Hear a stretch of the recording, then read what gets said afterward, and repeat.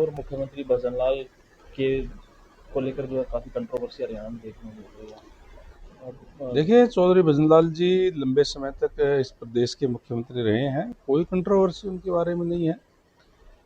तो चंद्रमोहन जी ने शायद कोई नोटिस वोटिस दे करके और करके थोड़ा सा उसको वो कर दिया, अदरवाइज उनका तो सम्मान हर व्यक्ति करता है, उसमें तो कोई बात है ही नहीं।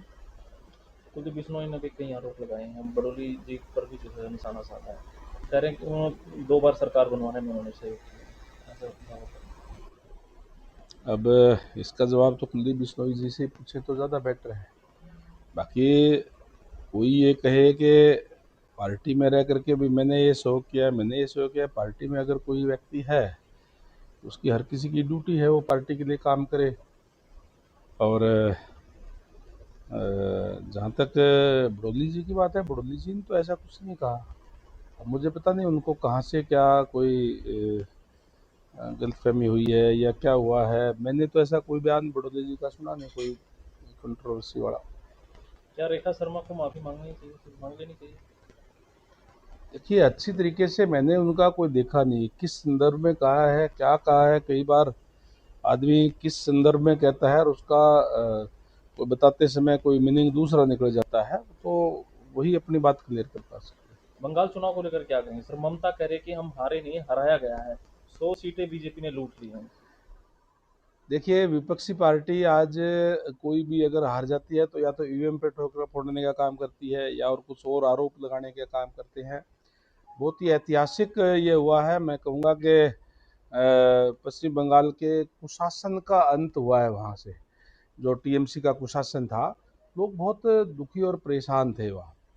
और जिस तरीके से एक डर का माहौल था वहाँ पे पिछले कुछ सालों से, मैं धन्यवाद और बधाई देना चाहूँगा हमारे देश के यशस्वी प्रधानमंत्री जी को और हमारे जो कुशल रणनीतिकार है माननीय अमित शाह जी, जिन्होंने लोगों से का डर निकालने का काम किया, केंद्रीय पुलिस बल वहाँ भेज करके और लोगों को इसे कहा कि आप निश्चिंत होकर के जिसको मर्जी चाहे आप वोट कर सकते हैं, आपको किसी का कोई दबाव नहीं है।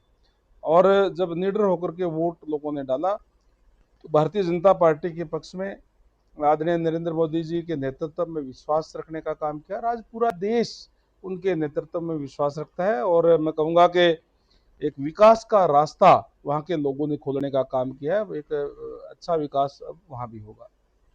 शुभेंदु अधिकारी कह रहे हैं कि हमें मुसलमानों ने वोट नहीं दिया, हम हिंदुओं के लिए काम करेंगे, हिंदुओं ने हमें वोट दिया।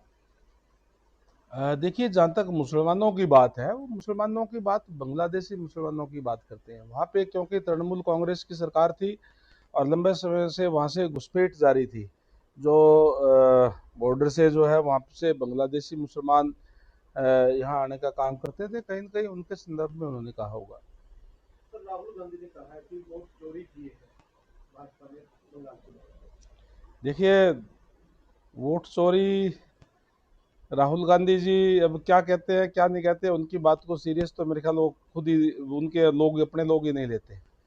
और वोट चोरी नहीं है, ये उनके समय में जो कुशासन था और उस समय में उन्होंने लोगों पे जुल्म और ज्यादतियां करने का काम किया, उनके कुकर्मों का परिणाम है कि लोगों ने उनको दरकिनार करने का काम किया है। राहुल गांधी जी जो है उनकी पार्टी जो है लंबे समय से इस देश में इस प्रदेश के ऊपर राज करने का काम किया और लगातार वो तीसरी बार बाहर है।